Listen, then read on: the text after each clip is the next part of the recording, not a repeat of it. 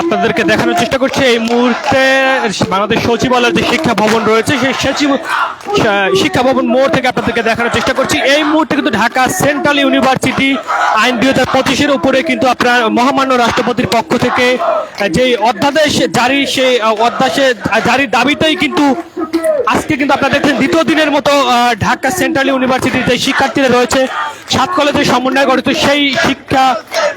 সেই শিক্ষার্থীরা কিন্তু আপনারা দেখতে পাচ্ছেন এই মুহূর্তে কিন্তু তারা রাজধানীর যে সচিবালয় অভিমুখে যেই শিক্ষা ভবন রয়েছে সেই শিক্ষা ভবনের সামনে কিন্তু এই মুহূর্তে তাদের যে আন্দোলন সেটি কিন্তু চালিয়ে যাচ্ছে। আপনাদেরকে দেখানোর চেষ্টা করছি পাশাপাশি এর বিপরীতমুখী কিন্তু পুলিশ ব্যারিকেড রয়েছে এবং পুলিশ কিন্তু এই মুহূর্তে প্রস্তুত রয়েছে। আপনারা দেখতে পাচ্ছেন পুলিশ এবং শিক্ষার্থীরা কিন্তু এই মুহূর্তে গতকালকেও কিন্তু তারা মুখোমুখি ছিল এবং আজকেও কিন্তু ঠিক মুখোমুখি আমরা একটি অবস্থান আমরা দেখতে পাচ্ছি। আপনাদেরকে দেখানোর চেষ্টা করছি সেটি দৈনিক ইনকিলাবের লাইভের মাধ্যমে আপনারা দেখছেন। এই মুহূর্তে কিন্তু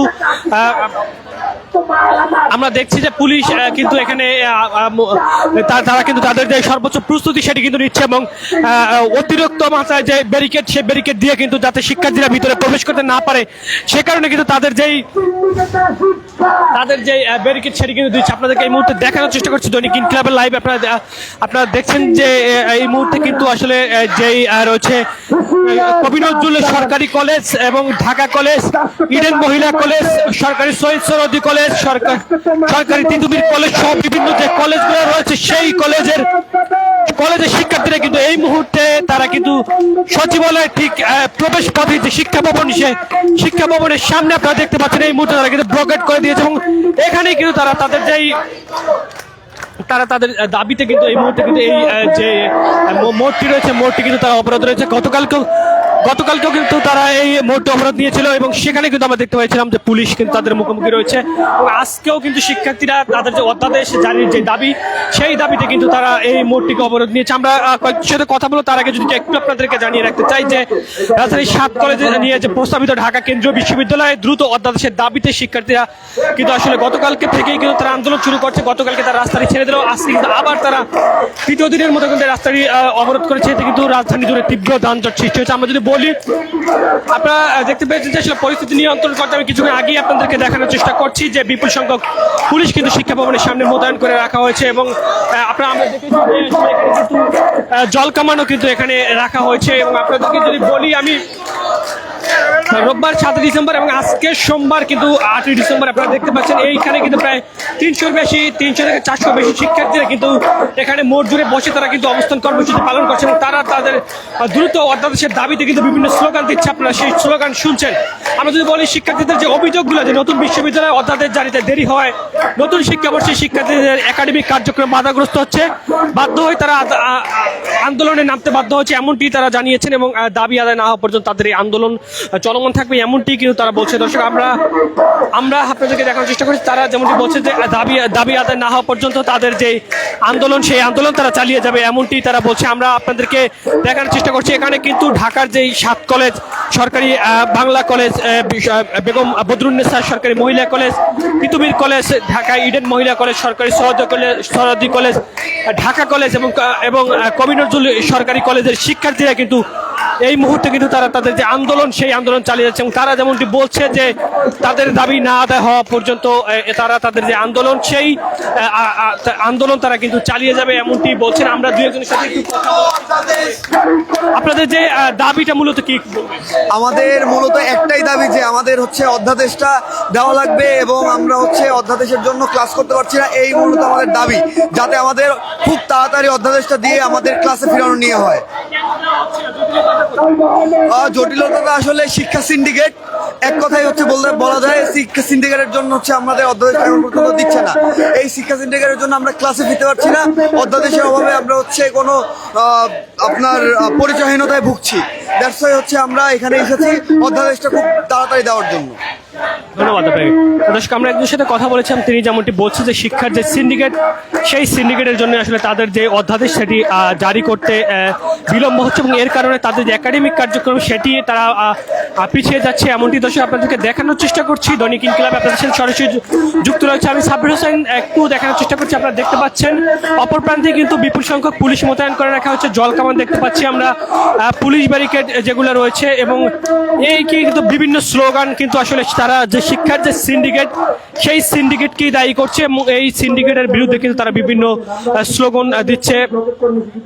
আপনারা দেখছেন যে তারা যেমনটি বলছে যে কিছুক্ষণের মধ্যেই তারা তাদের যে ব্লকেট কর্মসূচি, সেই কর্মসূচিতে তারা যাবে এবং এখন তারা অবস্থান করছে এবং তারা কিন্তু সচিবালয়ের ঠিক যেই রাস্তাটি আসলে যে সচিবালয়ে প্রবেশের জন্য সেই যে রাস্তাটি রয়েছে, সেই রাস্তাটিতে কিন্তু আসলে তারা তাদের অবস্থান এবং যেটি রয়েছে এবং এই রাস্তাটি কিন্তু তারা এই মুহূর্তে অবরোধ করে কিন্তু এখানে অবস্থান নিয়ে তারা তাদের যে স্লোগান, বিভিন্ন স্লোগান কিন্তু সিন্ডিকেটের বিরুদ্ধে তারা দিচ্ছে এবং আপনাদেরকে দেখানোর চেষ্টা করছি। আমি সাব্বির হোসেন আপনাদের সাথে সরাসরি যুক্ত রয়েছি এবং তারা কিন্তু তাদের যে অধ্যাদেশ সেটি জারি না হওয়া পর্যন্ত তাদের যে আন্দোলন সেটি তারা চালিয়ে যাবে, এমনটি কিন্তু তারা বলছে। আপনারা দেখছেন এই মুহূর্তে প্রায় 300 থেকে 400 শিক্ষার্থী কিন্তু এখানে অবস্থান নিয়েছে এবং তারা কিন্তু তাদের যে স্লোগান দিয়ে কিন্তু তারা শিক্ষা ভবনের সামনেই কিন্তু আপনাদেরকে দেখানোর চেষ্টা করছি যে পাশে কিন্তু শিক্ষা ভবন, সেই শিক্ষা ভবনের সামনেই কিন্তু তারা তাদের যেই আন্দোলন সেটি কিন্তু চালিয়ে যাচ্ছে এবং এখানে কিন্তু তারা অবস্থান নিয়েছে এবং কিছুক্ষণের মধ্যে তারা যে তাদের যে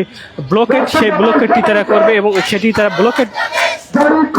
ব্লকেটে তারা যাবে, এমনটি তারা বলছে। আমরা আরো কয়েকজন আসলে আমরা আরো কয়েকজনের সাথে একটু কথা বলার চেষ্টা করবো, একটু বিস্তারিত তাদের মুখে একটু জানার চেষ্টা করবো। আপনারা দেখছেন এই মুহূর্তে দৈনিক ইনকিলাবে আপনাদের সাথেই কিন্তু আমি সাব্বির হোসেন যুক্ত রয়েছি।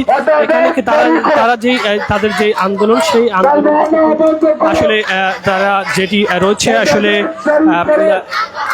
এই মুহূর্তে কিন্তু তারা তাদের যে আন্দোলন সেটি কিন্তু তারা চালিয়ে যাচ্ছে এবং আমরা দেখেছি তারা বিভিন্ন যে সিন্ডিকেট, সেই সিন্ডিকেটের বিরুদ্ধে কিন্তু আসলে তাদের একটু তাদের যে অবস্থানটা, সেই অবস্থানটা তারা জানান দেওয়ার চেষ্টা করছে। তাদের যে আন্দোলন, সেই আন্দোলনের মাধ্যমে আমরা দেখছি তারা বিভিন্ন স্লোগান দিচ্ছে যে রাষ্ট্র তোমার সময় শেষ, জারি করো অধ্যাদেশ। রাষ্ট্রকে বেঁধে দেওয়া তাদের যে সময়, সেই সময় কিন্তু আসলে তারা কিন্তু আসলে এই মুহূর্তে তাদের যে আন্দোলন, সেই আন্দোলন তারা চালিয়ে যাচ্ছে, এমনটি আমরা দেখতে পাচ্ছি। আপনারা দেখছেন এই মুহূর্তে কিন্তু শিক্ষার্থীরা তারা তাদের যে অধ্যাদেশের কালকে তো সারাদিন আমরা এখানে ছিলাম, আপনারা দেখেছেন। তো অধ্যাদেশ তো ঢাকাবীর স্টুডেন্টদের যারা আছে, আমরা ঢাকা যে ঐতিহ্যবাহী 7টা কলেজে, তাদের জন্য এখন অপরিহার্য হয়ে পড়েছে। কারণ আপনারা জানেন সামনে নির্বাচন এবং নির্বাচন পরবর্তীতে কে ক্ষমতায় আসেন এবং তাদের প্রেফারেন্সগুলো কি হবে আমরা কিন্তু কেউ জানি। ফলে এই সরকার যেহেতু আমাদের প্রমিস করেছে তারা আমাদের একটা বিশ্ববিদ্যালয় দেবে, তাহলে এটার অধ্যাদেশও এই সরকার থাকা অবস্থায় আমাদের দিতে হবে, এটা হচ্ছে আমাদের কথা।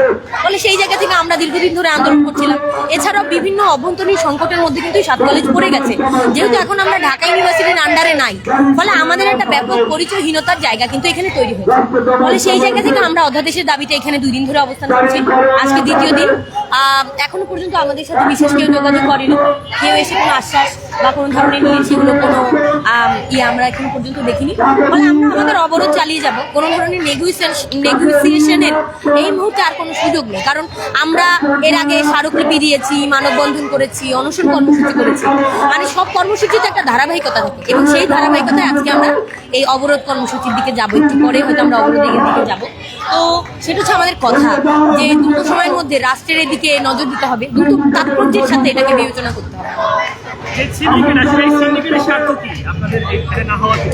দেখুন 2017 সালে যখন ঢাকা বিশ্ববিদ্যালয়ের অন্তর্ভুক্ত করা হলো 7 কলেজকে, তার পরবর্তী সময় কিন্তু মানে এই 7 কলেজের বিভিন্ন যে স্টেক হোল্ডার তারা কিন্তু নানানভাবে এখানে সুবিধাভোগী হয়েছে, তারা কিন্তু নানানভাবে সুবিধা পেয়েছে এবং এই সুবিধাকে কেন্দ্র করে এখানে কিন্তু একটা সিন্ডিকেটও করা হয়েছে, সেটা সচিবালয় কেন্দ্রিক বলেন বা আমাদের শিক্ষকদের মধ্যে বলেন বা ঢাকা ইউনিভার্সিটিতে বলেন।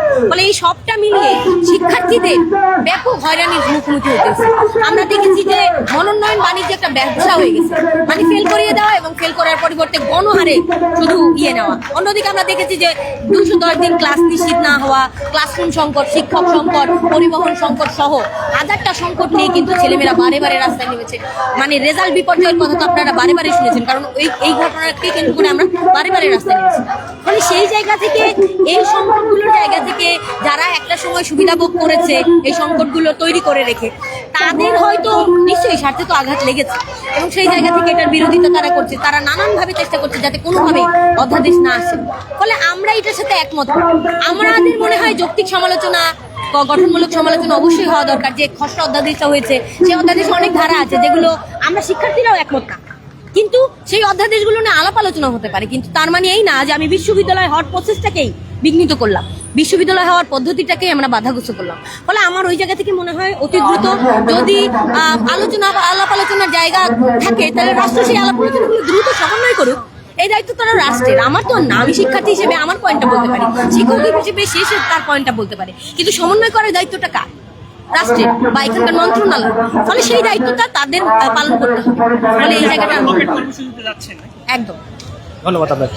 আপনারা শুনছিলাম কয়েকজন শিক্ষার্থীদের কাছে, তারা যেমনটি বলছে যে আসলে এই মুহূর্তে তাদের কোনো নেগোসিয়েশনের যে সুযোগ সেটি নাই। তারা এই মুহূর্তে তারা ব্লকেড কর্মসূচিতে যাবে এবং সেটি কিন্তু তারা বলছে। দর্শক, আমরা দৈনিক ইনকিলাবে আপনাদেরকে দেখানোর চেষ্টা করছিলাম এখানকার আন্দোলনের চিত্র। আপনারা দেখছেন তারা কিন্তু বিভিন্ন স্লোগানে তাদের যে কর্মসূচি সেটি কিন্তু তারা চালিয়ে যাচ্ছে। দর্শক, দৈনিক ইনকিলাব আপনাদের সাথে সরাসরি যুক্ত রয়েছিলাম আমি মোহাম্মদ সাব্বির হোসেন। দেখানোর চেষ্টা করছিলাম এখানকার সর্বশেষ। আমরা যদি আবার একটু দেখতে চাই, পাশাপাশি কিন্তু অপরদিকে ব্যাপক পরিমাণ পুলিশ সদস্য মোতায়েন রয়েছে এবং পরবর্তী আপডেট আপনাদেরকে জানিয়ে দেবো।